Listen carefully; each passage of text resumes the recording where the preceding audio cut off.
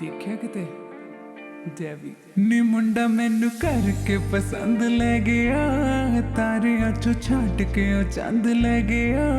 ਕਰਦਾ ਪਤਾ ਨਹੀਂ ਜ਼ਿੰਦਗੀ ਚ ਕੀ ਹੈ ਉਹ, ਮਿੱਠੀਆਂ ਗੱਲਾਂ ਚ ਕਰ ਬੰਦ ਲੈ ਗਿਆ। ਜਦੋਂ ਨਾਮ ਛੂ ਕੇ ਆਵੇ ਬੁੱਲਾਂ